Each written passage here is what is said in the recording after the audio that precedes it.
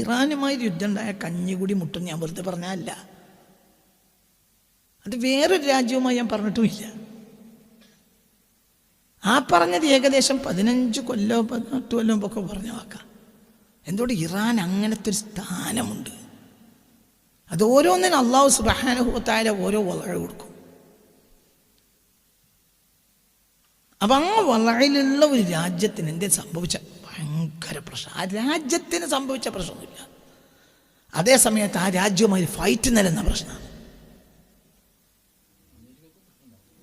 എല്ലാത്തിനും പ്രശ്നമുണ്ടാവും. അമേരിക്ക പ്രശ്നമുണ്ടാവും.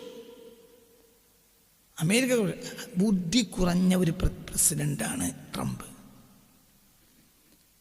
വരം വരായികൾ നോക്കാത്ത ഒരാളാണ് അയാൾ എന്ന് അമേരിക്കയിൽ തന്നെ പ്രതിപക്ഷം ആരോപിക്കുന്നുണ്ട്. ഇപ്പോൾ ഇത് ആവശ്യമില്ലാത്ത പണിയാണ്. ആവശ്യമില്ലാത്ത പ്രൊപ്പഗണ്ടകൾ പടച്ചുവിടുകയാണ്. ആ പ്രൊപ്പഗണ്ടകൾക്കനുസരിച്ച് ഒന്നും നടക്കുന്നില്ല. ഇറാനെ സംബന്ധിച്ചിടത്തോളം ഇറാനെ ഇവരടിക്കാൻ തുടങ്ങിയിട്ട് പതിറ്റാണ്ടുകളായി. 970 അവസാനം മുതൽ അടിക്കാൻ തുടങ്ങിയതാ. ഇങ്ങനെ അടിക്കാൻ ഒരാൾ പാടില്ല. കൊല്ലാണെങ്കിൽ വേഗം കൊല്ലണം. 979 മുതൽ അമേരിക്കയും ബ്രിട്ടനും അടിക്കുന്ന രാജ്യമാണ് ഏത്? ഇറാന്. അത്തരം അപ്പോൾ ഇറാനെ സംബന്ധിച്ചിടത്തോളം ഇറാന് ഇവിടെ വലിയൊരു കാലം കിട്ടി.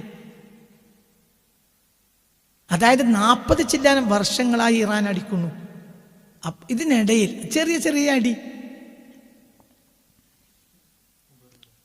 ആ ഉപരോധം, ചെറിയ ചെറിയ അടികൾ, ഈ അടികൾ കൊണ്ട് ഇറാൻ സ്വയം പര്യാപ്തമായി. അങ്ങനെ അടിക്കാൻ വിടരുത്. കൊല്ലണമെങ്കിൽ കൊല്ലണം. മൂർഖം അവന് തല്ലുകയാണെങ്കിൽ പെട്ടെന്ന് തച്ചെന്ന് വേണം. അടിച്ചു വിടരുത്. അടിച്ചു വിട്ടു കഴിഞ്ഞാൽ നിന്റെ നാശമാണ്. മൂർഖം പാമ്പിനെ കൊല്ലാൻ തീരുമാനിച്ചത് എന്ത് ചെയ്യണം? ആ അടിക്ക കൊല്ല. മറ്റേ ശത്രുവിന് സ്വയം പര്യാപ്തതക്കും, മനസ്സിലായില്ല, കരുത്ത് നേടാനുള്ള അവസരം ഉണ്ടാക്കും. ഇറാൻ ഇന്നൊരു സ്വയം പര്യാപ്ത രാജ്യമാണ്. ഈ അവസ്ഥയിലേക്ക് ഈ അമേരിക്കൻ ഇറാൻ എത്തിച്ച് ശത്രുത കൊണ്ട് ഈ അടി ഇങ്ങനെ നിലനിർത്തിയതിൻ്റെ പിന്നിൽ അറബ് രാജ്യങ്ങളെ കൂടെ നിർത്തലായിരുന്നു അന്ന് US-ന്റെ ലക്ഷ്യം. അതവർക്ക് നേടാൻ കഴിഞ്ഞിട്ടുണ്ട്. പക്ഷെ ഇതിനിടയിൽ അറിയാത്ത നിശബ്ദമായൊരു കാര്യം ഉണ്ടായിപ്പോയി. അതെന്താ? ഇറാൻ എന്തായി? സ്വയം പര്യാപ്തമായി. അപ്പോൾ എത്ര കാലം ഇപ്പോൾ ഒരു പ്രൊപ്പഗണ്ട ഉണ്ടാക്കാണ് ഇറാന് ഇനി ആയുധമില്ല. ഇറാൻ മിസൈൽ കുടിൽ വ്യവസായമാണ്. അങ്ങനെ മിസൈൽ കുടിൽ വ്യവസായമായ രാജ്യം ലോകത്തില്ല. മിസൈലുണ്ട്, മനസ്സിലായില്ല. ഒരു കുടിൽ വ്യവസായം പോലെ അവർക്ക് ഉണ്ടാക്കാൻ കഴിയുന്നതാണ് എന്ത്? മിസൈൽ ഉണ്ടാക്കാൻ കഴിയും.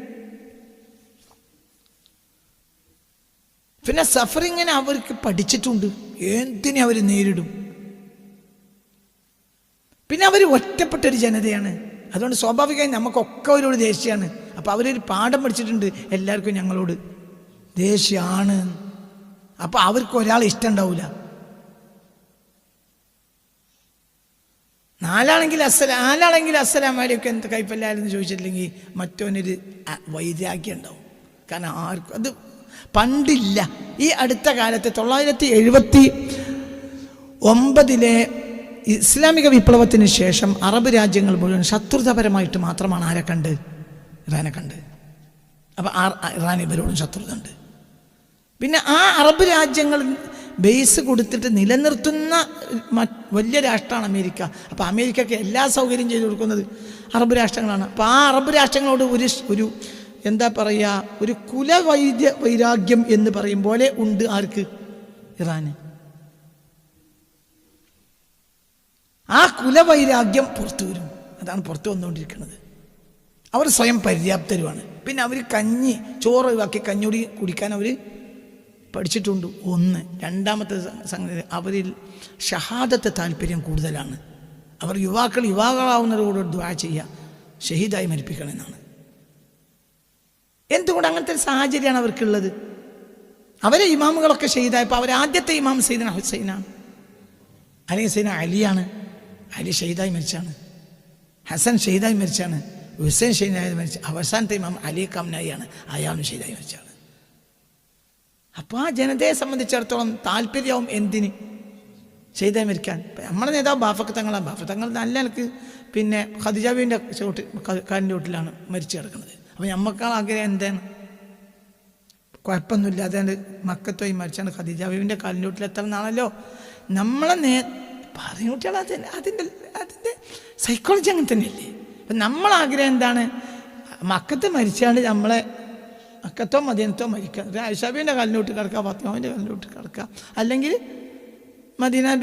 മക്കത്ത് മരിച്ചിട്ട് ഖദീജാബിൻ്റെ അല്ലേ? അതല്ലേ നമ്മളൊരു മുസ്ലിമിൻ്റെ, ഒരു മലയാളി മുസ്ലിമായ, പ്രത്യേകിച്ച് മലബാരി മുസ്ലിമായ, ലീഗും സമസ്തയൊക്കെ ആയ നമ്മളെപ്പോഴത്തെ ആവറേജ് മുസ്ലിമിൻ്റെ ആഗ്രഹം അതാണല്ലോ, അല്ലേ? കാരണം നമ്മളെ നേതാവ് അങ്ങനെയാണ്. ഇവരെ ഒന്നാം നേതാവ് മുതൽ ഷഹീദാണ്, ലാസ്റ്റ് നേതാവും ഷഹീദാണ്. അപ്പോൾ അവർക്ക് പ്രശ്നമില്ലാത്ത ഒറ്റ കാര്യമാണ് എന്ത്? ഷഹീദായത്. അലി ഖംനായിയുടെ ഒരു ചിത്രത്തിൻ്റെ ഒരു ശകലം ഒരാൾ ഒരു വീഡിയോയുടെ ഒരല്പം ഒരാൾ എനിക്ക് അയച്ചു തന്നു. അതിലൊരു ചെറിയ കുട്ടി, ഒരു ബാലൻ, ഒരു 8 വയസ്സോ മറ്റുള്ള ഒരു ബാലൻ വന്നിട്ട് അലി ഖംനായിയോട് ചോദിക്കുന്നുണ്ട്, ഞാൻ ഷഹീദായി മരിക്കാൻ വേണ്ടി നിങ്ങൾ ദുആ ചെയ്യണം. അപ്പോൾ അലി ഖംനായി പറയാണ്, എന്ത്? അത് വേണ്ട മോനെ, മോൻ പഠിച്ച് വളർന്ന് വലുതായി രാഷ്ട്രത്തിന് വലിയ സേവനങ്ങൾ ചെയ്ത് ഒരു 80 വയസ്സായിട്ട് ഷഹീദായി മരിക്കാൻ പഠിച്ച തൗഫീഖ് തരട്ടെ. അപ്പോൾ മരിക്കണം എന്തെന്നെ ഷഹീദായി. കാരണം അവരുടെ ആദ്യത്തെ ഇമാം സയ്യിദന അലിയാണ്. അലി ഷഹീദായി മരിച്ചാണ്, അലിയെ ഖവാരിജ് ഷഹീദാക്കി കൊന്നു. പിന്നുള്ളത് സയ്യിദന ഹസനാണ്. ഹസനെ വിഷം കൊടുത്തു വന്നു, ഷഹീദായി മരിച്ചു. പിന്നെ വെട്ടിക്കൊന്നു ആര്? സയ്യിദന ഹുസൈനെ. അങ്ങനെ പോരാണ്. ആ ഒന്നാമത്തെ ഇമാമിൻ്റെ പേര് തന്നെയാണല്ലോ അവസാനത്തെ ഇമാമിന്, അലി ഖംനായി. അപ്പോൾ അയാളും ഷഹീദായി മരിച്ചു. അപ്പോൾ ആ ജനതയ്ക്ക് പുതിയ ഏറ്റവും വലിയ കൊതി എന്താണ്? ഷഹീദ് മരിക്കുക. അപ്പോൾ ഷഹീദായി മരിക്കുന്ന അവർക്കൊരു ആഗ്രഹമാണ്.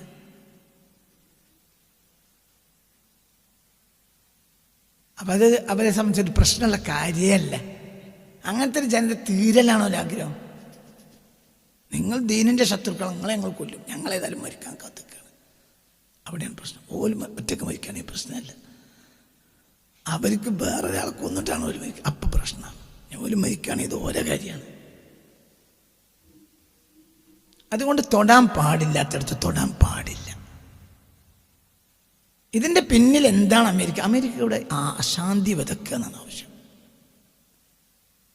ഇതിൻ്റെ പേരിൽ വരുന്ന ദുരന്തം വളരെ വലുതായിരിക്കും. ഉദാഹരണം, സ്കൂളും യൂണിവേഴ്സിറ്റിയും മുഴുവൻ പൂട്ടി.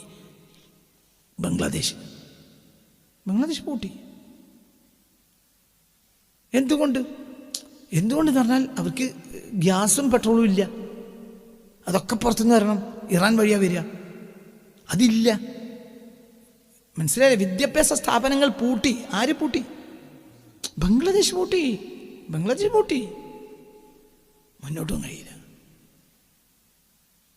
കാരണം ഹോർമസ് കടലൊടുക്ക് വഴിയാണ് ഇവർക്ക് സാധനം വരേണ്ടത്, അത് സാധനം വരുന്നില്ല. ഇതിപ്പോൾ 2 ആഴ്ച കൊണ്ട് അതിൻ്റെ ഉള്ളിലാണ് ഇപ്പോൾ ഈ സംഭവം നടക്കുന്നത്. ഇപ്പോൾ ഇറാനും അമേരിക്കയും നമ്മളെ യുദ്ധം, ഇസ്രായേലും അല്ലെങ്കിൽ അമേരിക്കയും തമ്മിലുള്ള യുദ്ധം തുടങ്ങിയിട്ട് ഇപ്പോൾ എത്ര ആഴ്ചയുള്ളൂ? 2 ആഴ്ച കൊണ്ടാണ് ബംഗ്ലാദേശ് സ്കൂൾ പൂട്ടിയത്. അപ്പം അത് ഉണ്ടാക്കി വെച്ചൊരു കാര്യം എത്രയാ? പല രാജ്യങ്ങൾക്കും സൈന്യത്തിന് പിരിച്ചുവിടേണ്ടി വരും. എന്തുകൊണ്ട്? സൈന്യത്തിന് ഭക്ഷണം കൊടുക്കണം, ഭക്ഷണത്തിന് ഗ്യാസ് വേണം.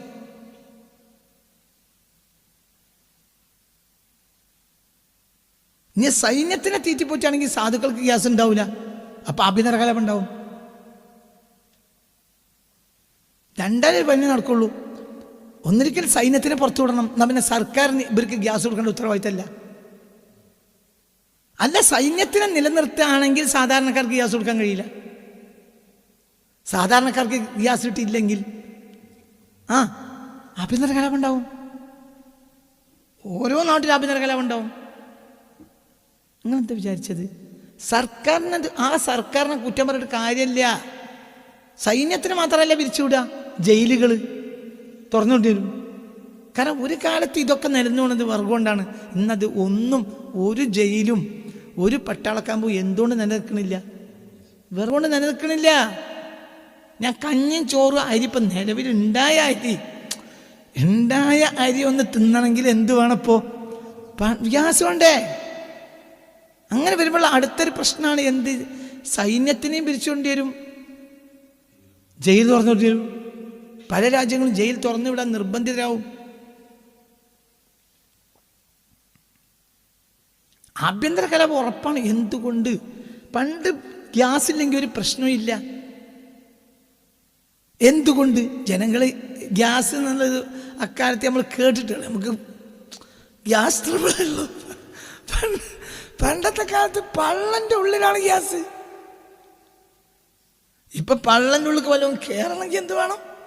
ഗ്യാസ് വേണം. ഗ്യാസില്ല. ഗ്യാസ് അത്യാവശ്യം എന്നും വന്നുകൊണ്ടിരിക്കണം, എപ്പോഴും വരണം. ഒന്ന്, ഇന്ന് വലിയൊരു ശതമാനം ജനങ്ങൾ താമസിക്കുന്നത് ഫ്ലാറ്റിലാണ്. ഫ്ലാറ്റിൽ ഗ്യാസ് അല്ലാത്തൊരു ഉപയോഗമല്ല. എവിടെ എന്ത് നടക്കൂല? വിറകടുപ്പില്ല.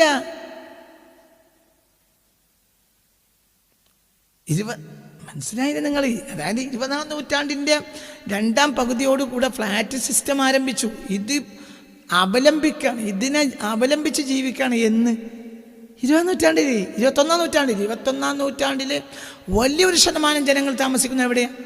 ഫ്ലാറ്റിൽ എന്ത് നടക്കുകയല്ല, വിറക് സിസ്റ്റം നടക്കൂല. അപ്പോൾ അവർക്ക് ഗ്യാസ് നിർബന്ധമാണ്. എന്തു ചെയ്യും? അവരെവിടെ പുനരധിവസിപ്പിക്കും?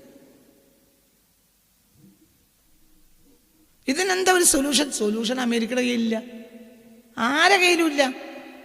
ഇയാളൊരു പ്രാന്തായിട്ട് ചെയ്യാണിത്. ഇല്ലെങ്കിൽ അതിന് മാത്രമുള്ള ശക്തി ഇവർക്ക് വേണം. അവർ 2 ദിവസം കൊണ്ട് പിടിച്ച് കെട്ടണം. ഇപ്പൊ ഒരുത്തനെ പ്രാന്തനെ നമ്മൾ ഇളക്കാൻ പാടില്ല. പ്രാന്തനെ ഇളക്കുകയാണെങ്കിൽ ഓനെ 5 മിനിറ്റ് കൊണ്ട് കെട്ടണം. 5 മിനിറ്റ് ആകാൻ പാടില്ല. 2 മിനിറ്റ് കൊണ്ട് കെട്ടിയില്ലെങ്കിൽ നാട്ടുകാർ തല മുഴുവൻ വെട്ടും. അങ്ങനെ തന്നെയല്ലേ? നമ്മളെ ഓനാണ്ട് എറിഞ്ഞു, ഓനെ നമ്മളാണ് വെട്ടി, അല്ലെങ്കിൽ അവൻ്റെ ബാപ്പാനെ നമ്മളാണ് കൊന്നു. ഇവനെ ആൾറെഡി തന്നെ എന്താണ് ലൂസാ. അങ്ങനത്തെ തന്നെ ബാപ്പാനെ നമ്മൾ കൊന്നാൽ ഓനെ പിടിച്ച് കെട്ടിയിട്ടേ ബാപ്പാനെ കൊല്ലാൻ പറ്റുള്ളൂ. ഇറാനെ തകർത്ത് കഴിഞ്ഞിട്ട് അവസാനം കൊല്ലതാണ്ടതാണ് ആരിക്കാം. അതൊക്കെ ഇതൊക്കെ ഈ ബുദ്ധിയൊക്കെ അമേരിക്കക്ക് അറിയില്ലേ? അറിയാത്തോണ്ടല്ല. അമേരിക്ക ഇത് കാക്കക്കൂട്ട് കല്ലിട്ടതാ. എന്തിന്? നമ്മൾ ഉറക്കം പോയിക്കോട്ടെ, അതിന് അയാൾക്ക് നഷ്ടമില്ലല്ലോ. അവസാനമാണ് അയാൾക്ക് ഈ പ്രശ്നം ഉണ്ടാകുക. ഞാനീ പറഞ്ഞ ലോജിക്ക് എന്താ നിങ്ങൾ ചിന്തിക്കാത്തത്? ഈ രാജ്യം തകർത്തതിന് ശേഷം അവസാനം പ്രസിഡന്റിനെ കൊന്ന പ്രശ്നമുണ്ടോ ലോകത്ത്? പിന്നെ ഖിയാമത്ത് സ്വർഗം നരകവും മേശരി മറ്റൊക്കെ ഉണ്ടോന്നല്ലേ? ഇവിടെ ഇപ്പം പ്രശ്നമൊന്നുമില്ലല്ലോ.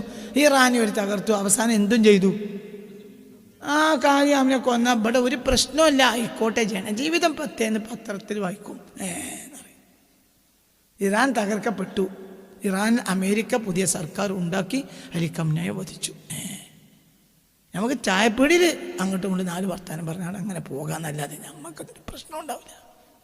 ഇതാദ്യം തന്നെ അമേരിക്ക എന്താ ചെയ്ത്? അലി ഖംനയെ കൊന്നു, പിരാന്തനം തുറന്നു വിട്ടു.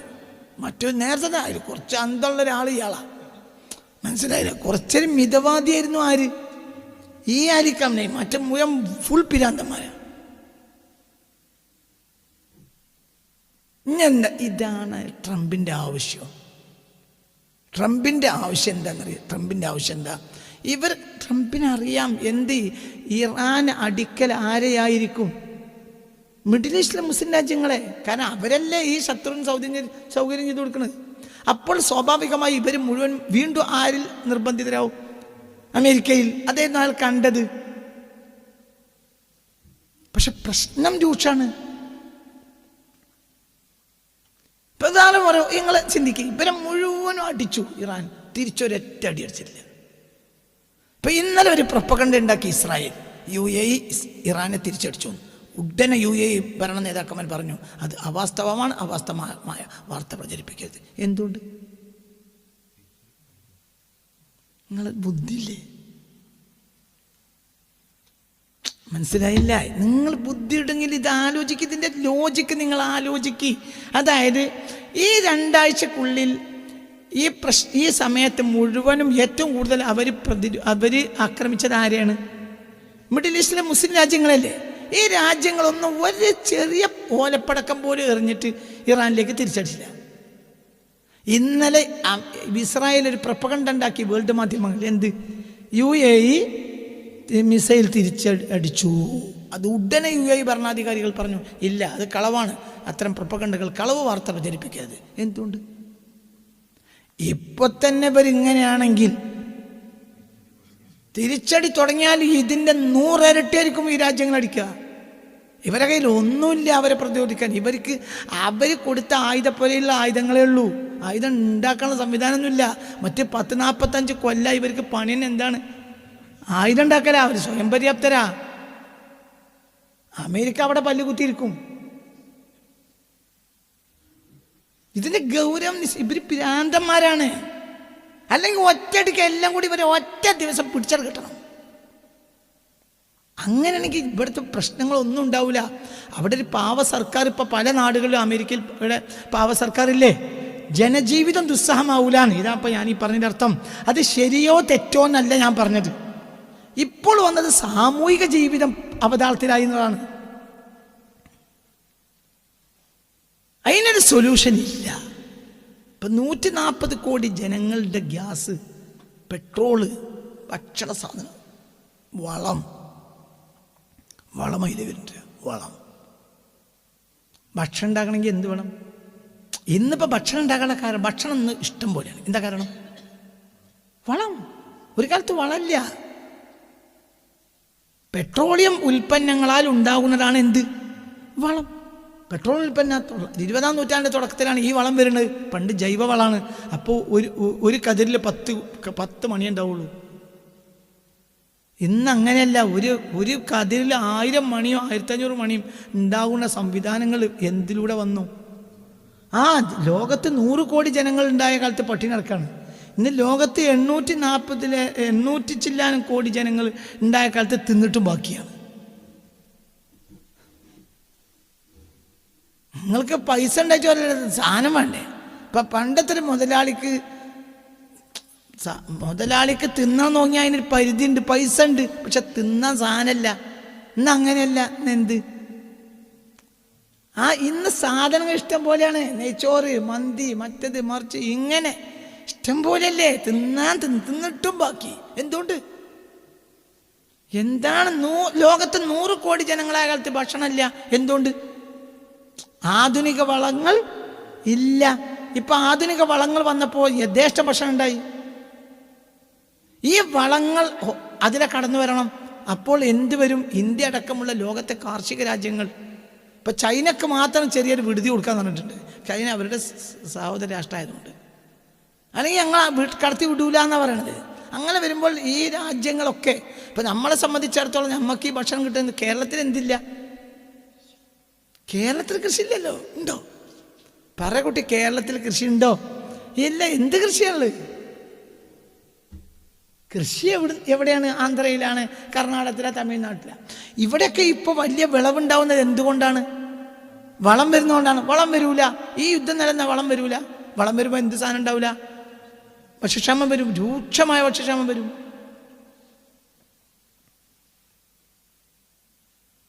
അത് തമാശല്ല, ഇത് ഭയങ്കര പ്രശ്നമാണ്. ഇത് ഒറ്റ ദിവസത്തിൽ പേർ പൊട്ടിച്ചോളണം. അവരുമായൊരു യുദ്ധം നിലനിൽക്കാൻ പാടില്ല. ഒരു ദിവസം കൊണ്ട് പൊട്ടിക്കണം. അതിന് ആദ്യം ചെയ്യേണ്ടത് ഇമാമിനെ കൊല്ലല്ല. ആദ്യം ചെയ്യേണ്ടത് അവരെ തകർത്ത് പിടിച്ചെടുക്കാണ്. പിന്നെ ഇമാമിനെ വിട്ടാലും മനസ്സിലായില്ല. ആ ഇമാമിനെ പിന്നെ വെറുതെ വിട്ടാലും ഒരു കോട്ടും മുക്കറിൻ്റെ സ്ഥാനം ഉണ്ടാവുള്ളൂ. ഒരു വലിയ ഇമാമിനുണ്ടാവില്ല. കാരണം രാജ്യം തകർന്ന ഇമാമിൻ്റെ വലിയ. അപ്പൊ ഇതൊക്കെ ഇവർക്ക് അറിയില്ല. ഇവർക്ക് ഇന്റലിജൻസ് ഉദ്യോഗസ്ഥന്മാരെല്ലാം ഉണ്ട്. അശാന്തത നിലനിർത്തണം. എവിടെ? മിഡിൽ ഈസ്റ്റിൽ, അറബികൾക്കിടയിൽ. ഇതാണ് ഒരു ദുഷ്ടലാക്ക്. ഇതിൽ 100% കുറ്റക്കാർ അമേരിക്കയും ഇസ്രായേലുമാണ്. 100%. അവർ മാനവരാശിയെ ചതിച്ചത്. അല്ലാതെ ആരെ മാത്രമല്ല, ഇറാനെ മാത്രം. ഇറാൻ വിട്ടലിടൂ. മരിക്കാൻ നടക്കുന്ന ജനതയോട് എന്തൊരു അവസ്ഥാനം പറയുന്നത്? ഓനേതായാലും മരിക്കാൻ തീരുമാനിക്കുക. നമ്മളിപ്പോൾ മനസ്സിലായില്ല. ഹൈ സ്പീഡിൽ ഒരുത്തൻ മോട്ടോർ സൈക്കിൾ ഓടിക്കുകയാണെങ്കിൽ നമ്മളെ മകനായി കയറിയിട്ടുണ്ടെങ്കിൽ ഓനെ പിടിച്ചാണ് നമ്മൾ ഇറക്കും. പോലും ഓൻ ചാകുകയാണെങ്കിൽ ചത്തോട്ടെ. പറയാം, ഹൈ സ്പീഡിൽ മോട്ടോർ സൈക്കിൾ ഓടിക്കുന്നവൻ്റെ ബാക്കിൽ നമ്മളെ കുട്ടീനെ ഇരുത്തുമോ? ഇല്ല. ഇറങ്ങിക്കോ കുഞ്ഞുമാനെ, ഈശോ, നിങ്ങൾ പോയിക്കോളി. ഈ ചാകെ ഏതായാലും ചാകാൻ പോകുക, എൻ്റെ വീട്ടിനെ കൊണ്ടുപോകണ്ട. ഇറാന് എന്തോ ആയ നമുക്കെന്താ? ഞാൻ എന്തിനാ അങ്ങനെ പറയാം? ഞാൻ ഇറാനെ മോശമാക്കല്ല. പക്ഷെ ആ ഒരു ജനത അതിന് അവരുടേതായ കാരണങ്ങൾ അവർക്കുണ്ട്. ആ കാരണം ഇവിടെ തീരുമാനിക്കൂല, മനുഷ്യരല്ല തീരുമാനിക്കുക. അത് തീരുമാനിക്കുന്ന സ്ഥലമല്ലല്ലോ ഇത്. അവര് ഇങ്ങനെ ഷഹാദത്തിനെ വരിക്കാൻ കാത്തു നിൽക്കുന്ന ജനതയായത് അവരുടെ തെറ്റാണോ ശരിയാണോ എന്നൊന്നും പറയുന്നതിൽ അർത്ഥമല്ല. അവരേതായാലും അവർക്ക് ഹിസ്റ്റോറിക്കലായി അതിൻ്റെതായ കാരണങ്ങൾ ഉണ്ടായേക്കാം. അതൊന്നും നമ്മളെ വിഷയം ബാധിക്കുക. പക്ഷെ നിലവിലുള്ള പ്രശ്നം കോടാനക്കോടി മനുഷ്യരുടെ ജീവിത പ്രശ്നമായി. അത്തരം ആളുകളെ ഏറ്റുമുട്ടാൻ പാടില്ല. അത് തന്ത്രപ്രധാനവുമാണ്. അതാണ് ഞാൻ പറഞ്ഞത്, മറ്റേത് യുദ്ധവും പോലെയല്ല എന്ത് ഇറാൻ യുദ്ധം. ഇറാൻ യുദ്ധം കണ്ണോടി മുട്ടിക്കും. അത് തമാശല്ല. ഇത് വളരെ വലിയ ഗൗരവം എന്ന് പറഞ്ഞാൽ വളരെ ഗൗരവമാണ്. ഇത് വളരെ ഗൗരവമായി നമ്മൾ മനസ്സിലാക്കണം. വളരെ വലിയ പ്രശ്നമുണ്ടാവും. ഇപ്പോൾ ഉദാഹരണം, ഞാൻ നമ്മുടെ നാട്ടിൽ നിന്ന് ജയിലിൽ കിടക്കുന്നവർ വിടുമെന്ന് ഞാൻ പറയല്ല. അതേ സമയത്ത് പാചക ഗ്യാസ് തീർന്നാൽ, പെട്രോളും പാചക ഗ്യാസും തീർന്നാൽ സർക്കാർ നിർബന്ധ സാഹചര്യത്തിൽ എന്ത് ചെയ്യേണ്ടി വരും? വിടേണ്ടി വരില്ലേ? ജയിലിൽ. നിങ്ങളിത് മനസ്സിലാക്കാത്തത് എന്താ? ഒരു കാലത്ത് അതിൻ്റെ ആവശ്യമല്ല. ഒരു കാലത്ത് എന്ത് മതി. ഇന്നിപ്പോൾ വിറക് വെച്ചിട്ട് ആരാണ് ഭക്ഷണം ഉണ്ടാക്കുക? എല്ലാ ഭക്ഷണവും എന്തുമേല ഉണ്ടാക്കണത്? ഗ്യാസ്. ഇപ്പം ഇഷ്ടം പോലെ വിറകുള്ള ഒരു കുടുംബമുണ്ട്. നമ്മൾ ഇഷ്ടം പോലെ വിറക. എന്തുകൊണ്ട്? നമ്മളെ പരിസരത്ത് മുഴുവനും നമ്മളെ തോട്ടം തൊടുക ഇതൊക്കെ ആകുമ്പോൾ വിറകിന് ക്ഷാമല്ലാത്തൊരു കുടുംബമാണ് എൻ്റെ. പക്ഷെ എന്നാലും വിറക് ഉപയോഗിക്കുന്നത് ഒരു 10% ഉണ്ടാവില്ല.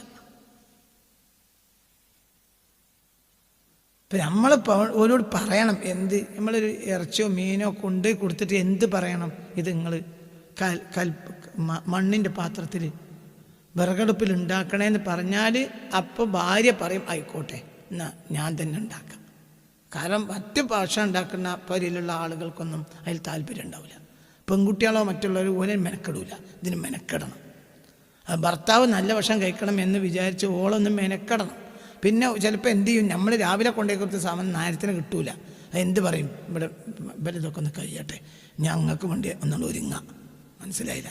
അപ്പോൾ നമ്മൾ വല്ല ചായ വെള്ളം കുടിച്ച് അഡ്ജസ്റ്റ് ചെയ്യും. മറ്റവർക്ക് 10 മണിക്കോ 12 മണിക്കോ ചോറായാലും നമുക്ക് ചോറാകാൻ പിന്നെയും നേരം വെക്കും, വൈകും. എന്തുകൊണ്ട്? നമുക്ക് വിറകടുപ്പിലുണ്ടാക്കും വേണം. മണ്ണിൻ്റെ ചട്ടിയിൽ ഇപ്പോൾ നമ്മൾ ഇറച്ചിയോ മറ്റോ കൊണ്ടുപോയി കൊടുത്താൽ ആയിക്കോട്ടെ, നല്ലതാണ്. നല്ല മീനൊക്കെ കൊണ്ടുപോയി കുടംപുളിയൊക്കെ ഇട്ട് വൃത്തിയായി. കുടംപുളിയൊന്നും നമ്മളെ കുട്ടികൾക്ക് ഇപ്പം ഇഷ്ടം തന്നെയില്ല. അവർക്ക് മനസ്സിലായില്ലേ? വേറെ പുളിയാണ്. ഉപ്പ് എൻ്റെ പേര് 2 ഉപ്പാണ്. എനിക്ക് വേറെ ഉപ്പും പുരക്കാർക്ക് വേറെ ഉപ്പാണ്. ഞാൻ ഈ സിന്തറ്റിക് ഉപ്പ് ഉപയോഗിക്കില്ല. മനസ്സിലായി? ആദ്യം കല്ലുപ്പ് ഉപയോഗിച്ചിരുന്നു, ഇപ്പോൾ ഞാൻ മറ്റേ കല്ലുപ്പ ഉപയോഗിക്കാം. റോക്ക് സാൾട്ടാ ഉപയോഗിക്കുക. അതൊന്നും അല്ല, കുട്ടികൾക്ക് ഇപ്പോഴത്തെ ഉപ്പ് ഉപയോഗിക്കണം. അത് എനിക്ക് പറ്റൂല. അപ്പോൾ നമ്മളെ ഭക്ഷണം തന്നെ വേറെയാണ്. സുഖമില്ലാത്തവനെ പിന്നെ അങ്ങനെ തന്നെയാണ് കാട്ടാൻ. ഒരു പാത്രം വേറെ ആക്കുമല്ലോ. അപ്പം നമുക്ക് ആയി കിട്ടാൻ നേരം പോയിക്കും. അത് നമ്മൾ ക്ഷമിക്കുകയും ചെയ്യും. കാരണം അത് വിറകടുപ്പുണ്ടാക്കുകയാണെങ്കിൽ ഏത് സ്പീഡ് കിട്ടൂല. ഗ്യാസിൻ്റെ സ്പീഡിൽ അത് കിട്ടൂലല്ലോ. അപ്പം ലോകം ഇഷ്ടം പോലെ വിറകുള്ള ഒരു കുടുംബം എൻ്റെത്. എൻ്റെ അവസ്ഥ പറയുന്നത്. അതായത് ആ ഇഷ്ടം പോലെ വിറകുള്ള ഒരു കുടുംബത്തിലെ കുട്ടികൾക്ക് പെണ്ണുങ്ങൾക്കും വിറക് ഉപയോഗിക്കാൻ ഇഷ്ടമല്ല. നമ്മൾക്കൊരു നിർബന്ധമല്ല ഗ്യാസ് ഉപയോഗിക്കേണ്ടത്. കാരണം ഇഷ്ടം പോലെ വിറക് റബ്ബിൻ്റെ സഹായം കൊണ്ട്. പക്ഷെ വിറക് ഉപയോഗിക്കില്ല. കുട്ടികൾക്ക് എന്താ ഇഷ്ടം? ഗ്യാസ് തീർന്നു എന്ന് പറഞ്ഞാൽ മേപ്പെട്ട് പോയി കുത്തിർക്കും. ഗ്യാസ് തീർന്നു, ഇനിയിപ്പോൾ ഇന്നത്തെ കാര്യം എന്താകുക? ഒരു 4 കൊല്ലം ഉണ്ടാക്കാനുള്ള വിറക്, കത്തിക്കാനുള്ള വിറക് എവിടെ ഉണ്ട്?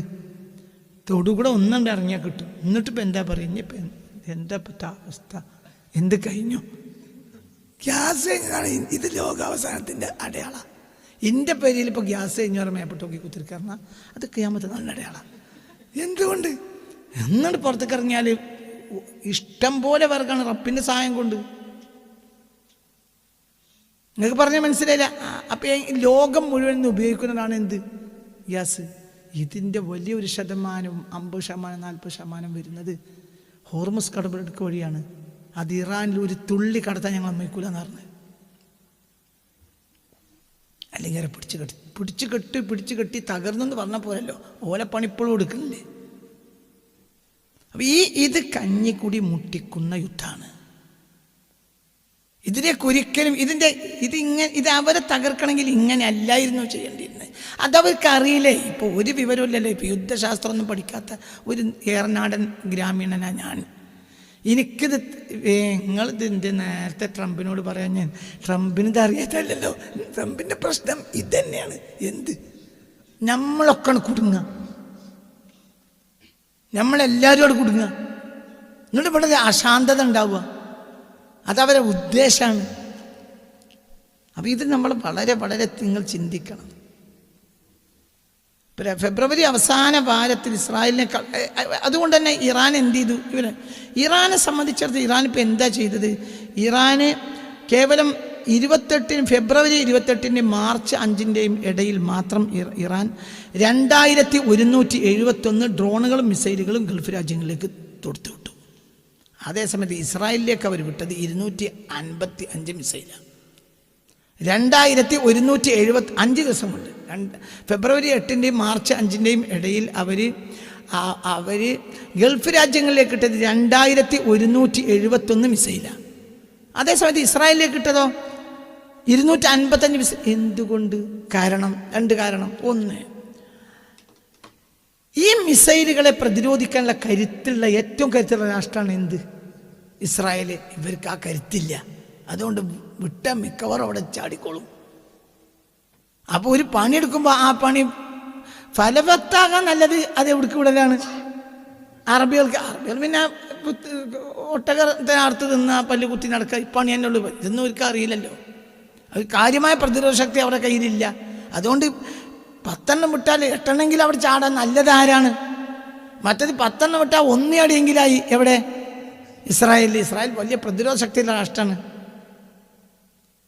സ്വന്തം മുസ്ലിം രാഷ്ട്രങ്ങളായ അറബ് രാഷ്ട്രങ്ങളെ മേൽ 2171 മിസൈൽ ഡ്രോണുകളും വിട്ടപ്പോൾ ഇസ്രായേലിലേക്ക് ഒരു 255 മാത്രം 5 ദിവസത്തിനുള്ളിൽ. പിന്നെയും വന്നു, എത്രയെന്ന് കണക്കില്ല. അപ്പോൾ അവർ ഏറ്റവും കൂടുതൽ രണ്ടാമത്തെ കാരണം എന്തുകൊണ്ട്? ഈ ഇസ്രായേലും അമേരിക്കയും നേരത്തെ നമ്മുടെ ശത്രുക്കളാണ്. അവർക്ക് ബേസ് കൊടുത്തതാണ് ഇവർ ചെയ്തത്. അപ്പം ഇവരെ ആ ബേസിൽ നിന്നുകൊണ്ടാണ് എന്ത് ചെയ്യണത്? ഇറാൻ ഉപദ്രവിക്കുന്നത്. അതുകൊണ്ട് ആ ബേസ് അവർ കൊടുത്തിട്ടില്ലെങ്കിൽ അവരെ സംബന്ധിച്ചിടത്തോളം പ്രശ്നങ്ങളിൽ വലിയൊരു ഭാഗം തീരും. അപ്പോൾ അവരെ സംബന്ധിച്ചിടത്തോളം ഏറ്റവും ആവശ്യം ആരുടെ ശക്തി ഇല്ലാതാക്കലാണ്? അറബ് രാജ്യങ്ങളെ ശക്തി ഇല്ലാതാക്കിയാൽ അവരെ സംബന്ധിച്ചിടത്തോളം പിന്നെ അവരെ ഇതേ സൗകര്യത്തിൽ ആക്രമിക്കാൻ കഴിയില്ല. പറഞ്ഞത് മനസ്സിലായപ്പോൾ അവരെ സംബന്ധിച്ചിടത്തോളം അതിനൊക്കെ ന്യായീകരണങ്ങളുണ്ട്. ശരിയോ തെറ്റോ എന്നുള്ള ന്യായീകരണങ്ങളുണ്ട്. അപ്പം അങ്ങനെ അവർ ചെയ്തു. അതാണ് സംവിധാനങ്ങൾ, ഇസ്രായേലിൻ്റെ സംവിധാനങ്ങൾ കാരണം. TRT വേൾഡിൻ്റെ റിപ്പോർട്ടാണ് എന്ത്? ഇറാന് മറ്റു രാജ്യങ്ങളെ ആക്രമിച്ചതിനേക്കാൾ കൂടുതലും ഇറാൻ ആക്രമിച്ചത് അറബ് രാജ്യങ്ങളാണ് എന്ന്.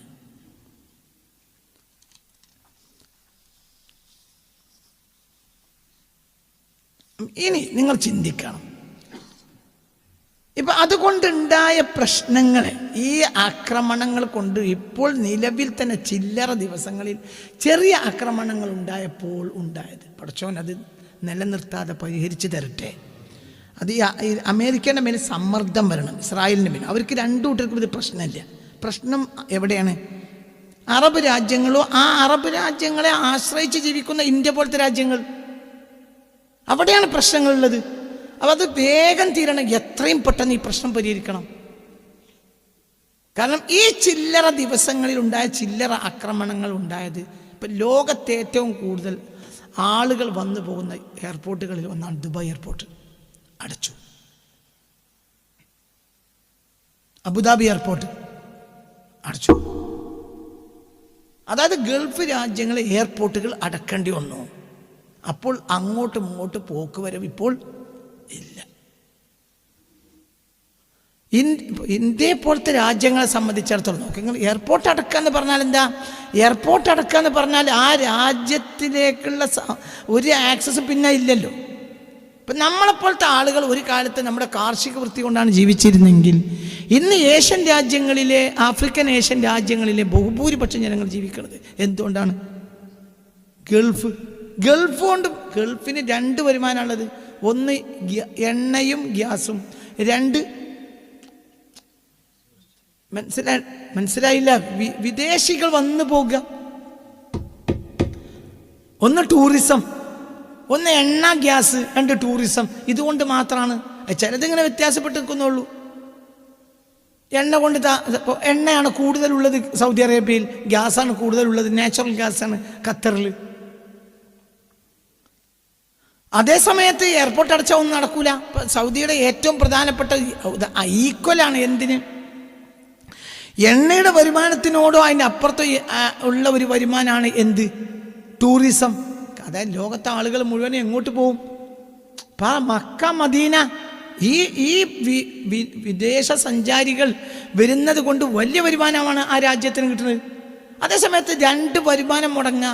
ഒന്ന്, എണ്ണ ഹോർമസ് മുതൽ കടലിലൂടെ കൂടെ പോവില്ല. 2 ടൂറിസം എയർപോർട്ട് അടച്ചാൽ നിന്നല്ലോ. മറ്റു രാജ്യങ്ങളുടെ അവസ്ഥ ഭയാനകമാണ്. ഭയാനകം എന്ന് പറഞ്ഞാൽ ഭയാനകം തന്നെ. ഇപ്പം നമ്മൾ വളരെ പെട്ടെന്ന് ലോകത്ത് വളരെ പ്രധാനപ്പെട്ട രാജ്യങ്ങൾ ഹോട്ടലുകൾ അടച്ചു. നമ്മുടെ രാജ്യത്ത് ഹോട്ടൽ ഇപ്പം അടച്ചു തീർക്കും. എന്തുകൊണ്ട്? ഗ്യാസില്ല.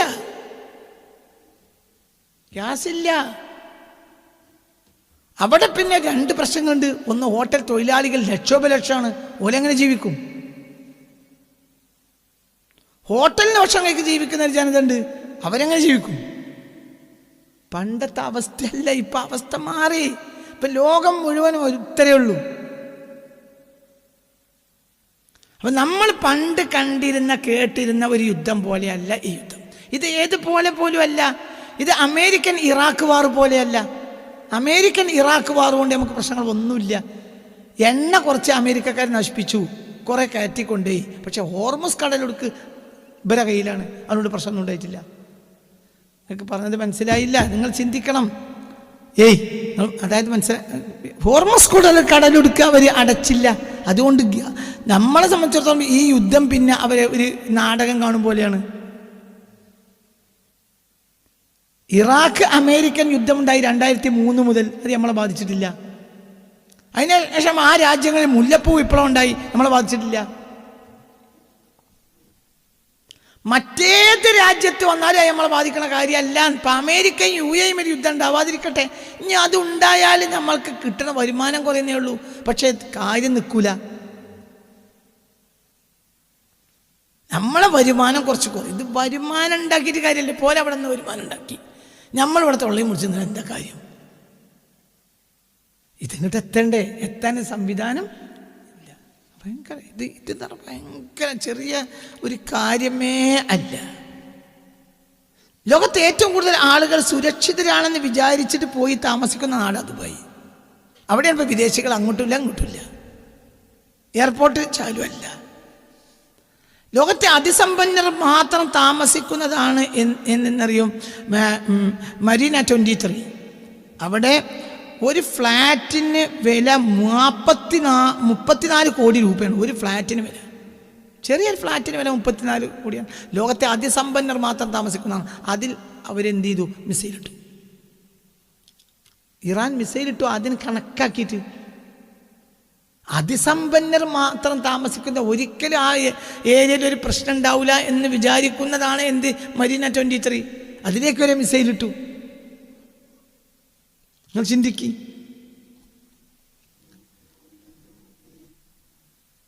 ഇപ്പോൾ ലോകത്തെ സാമ്പത്തിക വിദഗ്ധർ ഇപ്പോൾ പറയുന്നത് UAEക്ക് ഇപ്പോൾ ഇറാനിൽ നിന്ന് ഏറ്റ പ്രഹരം ഇന്ന് ഈ മണിക്കൂറിൽ യുദ്ധം നിർത്തിയാൽ പോലും ആ നഷ്ടം റിക്കവർ ചെയ്യണമെങ്കിൽ അവർക്ക് ഒരു പ്രശ്നമില്ലാതെ 2028 വരെ നിലനിന്നാലേ ഈ പ്രശ്നം ഇപ്പോൾ റിക്കവർ ചെയ്യാൻ കഴിയുള്ളൂ. തിരിഞ്ഞില്ല. എന്താ പറഞ്ഞത്? അതായത് ഈ 10 ദിവസം കൊണ്ട് UAEക്കുണ്ടായ നഷ്ടത്തെ റിക്കവറി ചെയ്യണമെങ്കിൽ ചുരുങ്ങിയത് ഈ 10 days or 12 days, ഈ 10-12 ദിവസം കൊണ്ട് UAEക്ക് ഉണ്ടായ നഷ്ടത്തെ റിക്കവർ ചെയ്യണമെങ്കിൽ UAEക്ക് എത്ര വരെ കിട്ടണം? 2028 മാത്രമേ. ഇതുവരെ അത്ര വരെ കാലം ഇനി അവർ വളരെ അതിശീഘ്രം മുന്നോട്ട് പോയാൽ മാത്രമേ അവർക്ക് ഇപ്പോൾ വന്ന നഷ്ടത്തെ അവർക്ക് നേരത്തെ കഴിയുള്ളൂ. അപ്പം ഇതാ നിലന്ന അവസ്ഥ എന്തായിരിക്കും? ഇത് ലോകത്തെ നിങ്ങൾ പഠിച്ചു നോക്കി, പഠിച്ചാൽ മനസ്സിലാവും. ഇത് തമാശയല്ല, ഇത് ഭയങ്കരമാണ്. ഇതാണ് നേരത്തെ ഇറാൻ യുദ്ധത്തെക്കുറിച്ച് ഇത്ര വലിയ, അതൊരു പഠന റിപ്പോർട്ടാണ്. പറഞ്ഞത് പഠന റിപ്പോർട്ടാണ്. അത് ഭയങ്കരമാണ്. അത് നേരത്തെ മനസ്സിലാക്കിയിട്ടാണ് അങ്ങനെ പറഞ്ഞത്. അതായത് ആ രാജ്യങ്ങളിലെല്ലാം ആക്രമണമുണ്ടായി. അവർ തിരിച്ചിങ്ങോട്ട് എണ്ണ ഞാൻ വായിക്കുന്നില്ല.